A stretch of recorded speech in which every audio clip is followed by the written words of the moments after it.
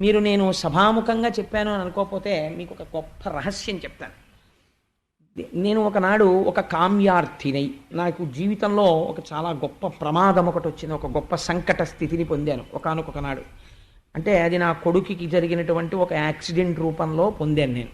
పొందితే అప్పుడు వాడికి చాలా ప్రమాదకరమైన విషయం జరిగితే వాడు స్వస్థితిని పొందితే ఒకసారి నా కూతురు విషయంలో ఆ ప్రయోగం చేసి సక్సెస్ అయ్యాను. అందుకని సత్యనారాయణ మళ్ళీ నేను నడిచి నీ కొండకొస్తాను అన్నాను.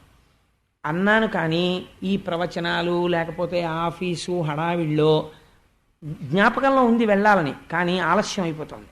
మార్చి వచ్చేసింది, ఎండలు ఎక్కువైపోతున్నాయి. సరే మనం బయలుదేరిపోవాలని ఒకరోజు బయలుదేరిపోయాను. ఆ పాదయాత్ర బయలుదేరి నడిచి వెళ్ళిపోయాను. నడిచి వెళ్ళిపోయి సాయంకాలం 6:30 అయింది. కొండ దగ్గరికి వెళ్ళేటప్పటికి ఎవ్వరు లేరు, ఒక్కడే భాగవతం పారాయణ చేసుకుంటూ వెళ్ళిపోయాను. ఈశ్వరుడే నా కొడుకుని రక్షించేటప్పుడు ఆ కొండెక్కేసి స్వామి దర్శనం చేసుకోవడానికని లైన్లో వెళ్ళి నించున్నాను. నించుంటే అప్పటి వరకు నడిస్తే అడుగు తీసి అడుగు వెయ్యగలిగేవాడిని. కానీ ఎప్పుడైతే నించున్నానో ఎదురు వాళ్ళు నడిస్తే కాలు లేచేది కాదు క్యూలో అడుగు తీసి అడుగు వేయడానికి. ఎవరో ఒక ఆయన గబగబా వచ్చి అన్నాడు, మాస్టర్ మీరు ఏమిటండి క్యూ నడిచేస్తుంటే మీరు అలా నడుస్తారేమిటి, ఓపిక ఉన్నవారే కదా, అంత మనిషి ఉన్నారు అడుగేయిద్దా అన్నాడు. అంటే నేను అన్నాను, అయ్యా లేదండి, నేను ఒక కామ్యం కోసం మొక్కుకుని నేను కాకినాడ నుంచి తెల్లవారుజామున బయలుదేరి పాదయాత్రలో వచ్చాను, కాళ్ళు పట్టేసేయండి, అడుగు పట్టలేదు, అందుకని నిలబడిపోతున్నాను అన్నాడు. ఆయన ఎవరో నాకు తెలియదు. ఆయన వెంటనే ఒకరిని పిలిచి తాళాలు తీ అన్నాడు. వారు గబగబా తాళాలు తీసేశారు. మాస్టారు మీరు నా వెనకాతలు రండి అన్నాడు. అని చేయి పట్టుకుని నేను ఆయన అయ్యా మీరెవరు అని అడుగుదామంటే కుదరట్లేదు. అడుగులు వేసుకుంటూ తీసుకెళ్ళి తిన్నగా సత్యనారాయణ స్వామి వారి అంతరాలయంలోకి తీసుకెళ్ళి వీరి గోత్రనామాలతో పూజ చేయండి అన్నాడు.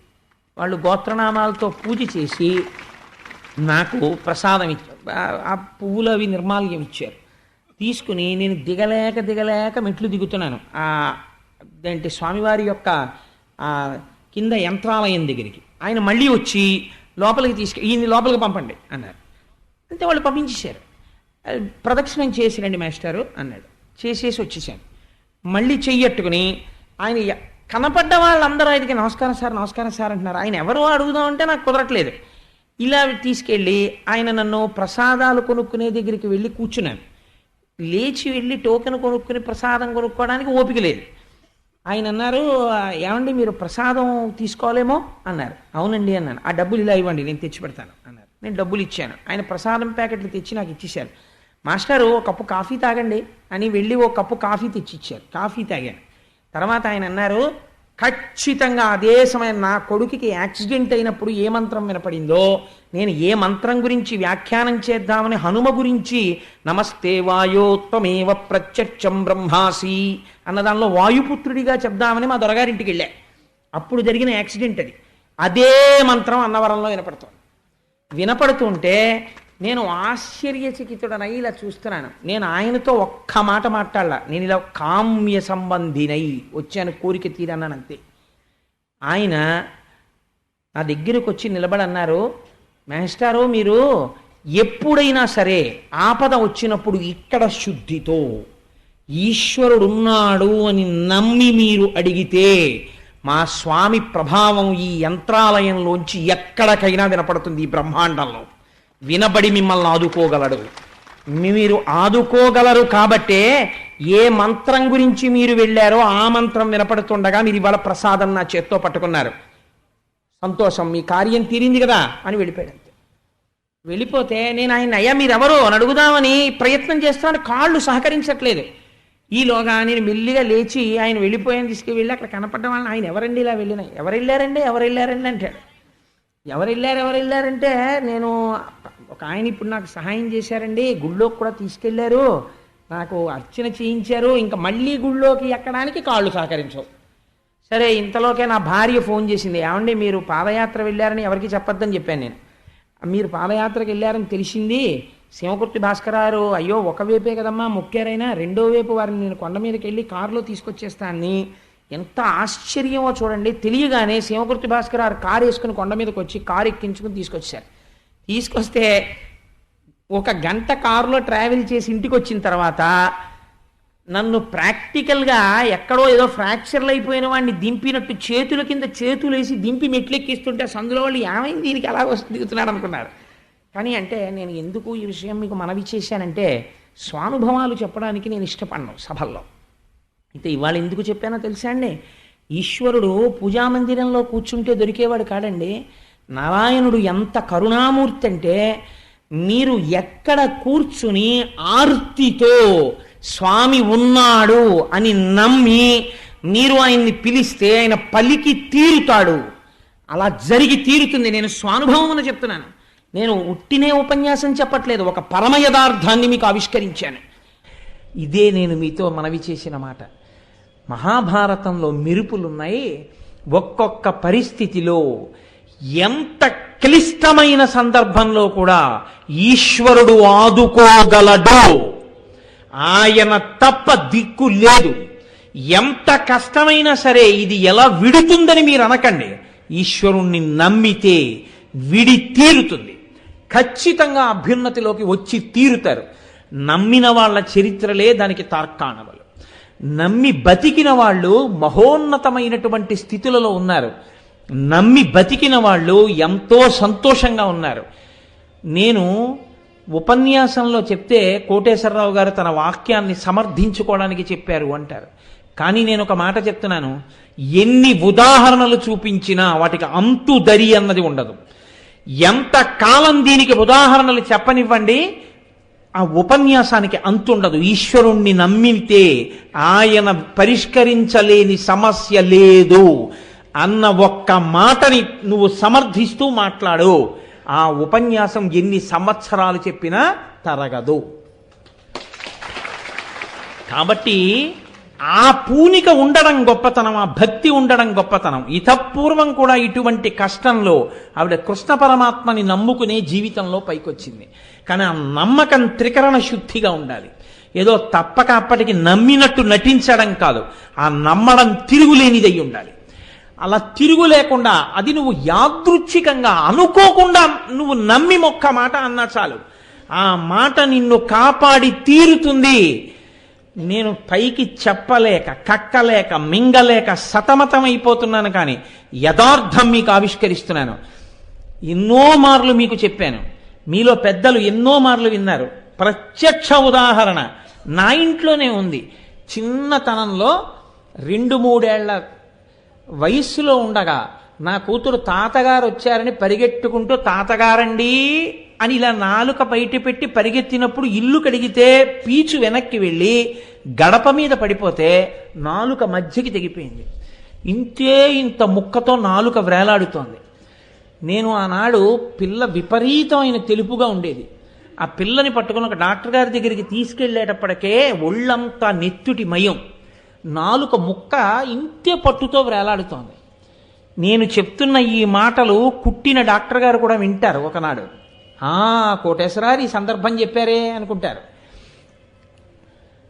ఆ నాలుక తెగిపోతే ఒక డాక్టర్ దగ్గరికి తీసుకెడితే ఆయన అన్నారు, అయ్య బాబోయ్ నేను చూస్తూ కుట్టలేనండి, ఇంకెవరి దగ్గరికన్నా తీసుకెళ్ళండి అన్నారు.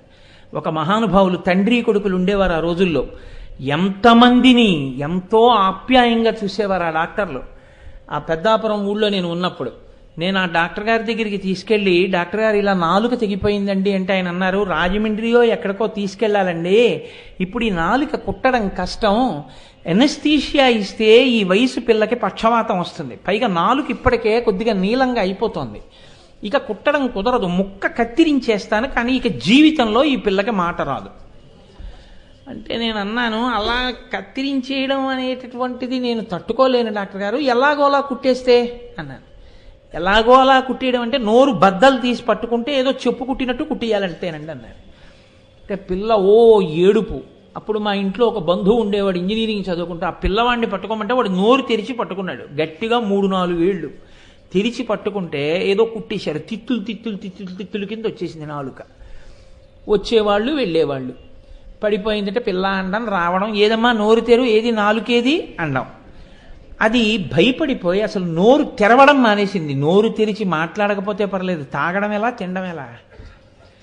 3 రోజులు అయ్యేటప్పటికీ పిల్ల ఇలా అయిపోయి చిక్కి శల్యం అయిపోయి ఏడుపు కూడా మానేసి కోడిపెట్ట అరిచినట్టు అరిచేది. నేను మనసులో నిర్ధారణ చేసుకున్నాను, ఈ పిల్ల మనకి దక్కదు, ఇది వెళ్ళిపోతుంది అని. ఒకనాటి రాత్రి పడుకుని ఉండగా పిల్ల కుయ్యో కుయ్యో అంటోంది. ఏమిటా అని లేచి చూస్తే దాని నాలుకకి అడ్డంగా అనిపించి కుట్టిన నరం పట్టుకు లాగేసింది. లాగేస్తే ఆ నాలుకకు ఉన్న నరం ఊడిపోయి మళ్ళీ ఆ ముక్క ఊడిపోయి అది వేలాడుతోంది. మళ్ళీ నెత్తుటి వరద. చిత్రం ఏమిటంటే ఆ స్థితిలో తప్ప ఏడుపు కూడా లేదు. అంటే అప్పటికే అది ఆ స్థితిలోకి వెళ్ళిపోయింది. నేను ఆ పిల్లని ఎత్తుకుని రాత్రి 1:00-2 మధ్యలో మళ్ళీ ఆ డాక్టర్ గారు తలుపు కొడితే ఆయన పాపం నిద్రలో లేచి వచ్చన్నారు. ఇంకెందుకు కోటేశ్వరారు, ఇంకా నాలుగు అంటుకోదండి, ఎందుకు ఈ పరిశ్రమ, ఇంతకన్నా పిల్ల ఏమైనా కొంచెం తినడం తాగడం జరుగుతుందేమో, కత్తిరించేద్దాం ముక్కన్నారు. మీకు ఎలా తోస్తే అలా చేసేయండి డాక్టర్ గారు అన్నారు. ఎందుకంటే ఇంకా అది బతుకుతుందన్న ఆశ నాకు లేదు. మళ్ళీ పాపం ఈ పిల్లాడే వచ్చాడు, మళ్ళీ నోరు తెరిచి పట్టుకున్నాడు, మళ్ళీ తిత్తులు కింద మళ్ళీ కుట్టేశారు. ఆయన ఎందుకో ముక్క కత్తిరించేస్తానన్న ఆయన కుట్టేశారు. కుట్టేస్తున్నప్పుడు పిల్లకి తెలివితో ఉండగా కుట్టేస్తున్నారు. నేను ఆ బయటే కూర్చున్నాను. రాత్రి 1 వేళ ఎవరు లేరు, నిషీధి. పిల్ల ఏడుపు కుయ్యమంటూ చెవుల్లో పడుతోంది. నా ప్రయత్నం లేకుండానే నా కన్నుల వెంట ధారల కింద నీళ్లు కారిపోతున్నాయి. నేను ఇలా తలెత్తి చూసేటప్పటికి ఇంతంత మీసాలు పెట్టుకుని సత్యనారాయణ స్వామి కనపడ్డాడు అని. నేను ఆ నవ్వుతున్న ఆయన్ని చూసి, ఏమిటా వెకిలి నవ్వు, ఏమిటా మీసాలు, ఏమిటి, దేనికి, ఏమి సాధించానని. నీవు ఈశ్వరుడవు కనుక, సర్వసమర్థుడవు కనుక, పుట్టినదాదిగా నిన్ను నమ్మి ఉన్నాను కనుక నిన్ను నేను ఒక వరం అడుగుతున్నాను. నీవు ఈశ్వరుడవు, నువ్వు చెయ్యలేనిది ఒకటి ఉంటుందని నేను అనుకోవట్లేదు. నీవు అనుగ్రహించగలిగితే నా కూతురు నాలుకని కృప చెయ్యి. నేను ఆమె పడుతున్న బాధని, నా శరీర బాధ అంత పడకపోయినా ఒకలా పడతాను. పెద్దాపురం నుంచి అన్నవరం కొండకి నేను కాలినడకన వస్తాను, వచ్చి నీ దర్శనం చేసుకుంటాను. నా కూతురు నాలుకని మళ్ళీ కృప చెయ్యను. మీరు నమ్మండి నమ్మపోండి, 2 రోజుల తర్వాత పిల్ల కొంచెం తాగేది, కొద్దిగా అన్నం తినేది. ఒక 10 రోజులు పోయిన తర్వాత నేను ఎన్నడూ ఇహ నాలుక వంక చూడలేదు, భయం చేత. అదని మాట రాదు సరిగ్గానని. డాక్టర్ గారి దగ్గరికి తీసుకెళ్తే ఆయన కూడా ఎలా ఉంటుందో ఏమిటో అని, ఏదమ్మా ఆను అన్నారు. చక్కగా సంతోషంగా అంది. ఆయన నాలిక చూసి తెల్లబోయారు. కోటేశ్వరారు, తెగిపోయిన నాలుక ఈ పిల్లదే అన్నారు. ఈ పిల్లదేనండి అన్నాను. ఆశ్చర్యం కోటేశ్వరారు, కుట్లిప్పడానికి లేదు, నాలుగు అంటుకుపోయింది నరంతో సహా అన్నారు. నేను పరమ పవిత్రమైన అయ్యప్ప స్వామి దేవాలయ ప్రాంగణ వేదిక మీద భారతం చెప్తున్నాను ఈ ఘట్టం. మీకు ఎన్నో మార్లు చెప్పాను కూడా. ఆ పిల్లకి ఇప్పటికీ ఎప్పుడైనా నన్ను నాన్నగారండి ఎందుకండి అన్ని డేట్లు ఇచ్చేస్తారు, అంత అలిసిపోయి కూడాను, ఏం కొన్నాళ్ళు విశ్రాంతి తీసుకోకూడదా, ఎందుకు ఆ ఉపన్యాసాలు మీకు అంటే, అమ్మా ఇప్పుడు ఇంత నోటితో నా మీద అరుస్తున్నావు, కానీ నేను ఎవడి గురించి చెప్పుకున్నానో వాడేనమ్మా నీకు ఈ నోరిచ్చిన వాడంటాను. ఆడపిల్లకే మార్చి 11వ తారీఖున కన్యాదానం చేసి నేను కృతార్థుడనవుతున్నాను. కాబట్టి నేను ఆ మాటని అంత ఒత్తి చెప్పడం వెనక కారణం అది. ఉన్నాడా లేడా ఈశ్వరుడు? ఉన్నాడు. మీరు జరగదన్నది జరిపించగలడు. మీరు నమ్మగలిగితే చాలు.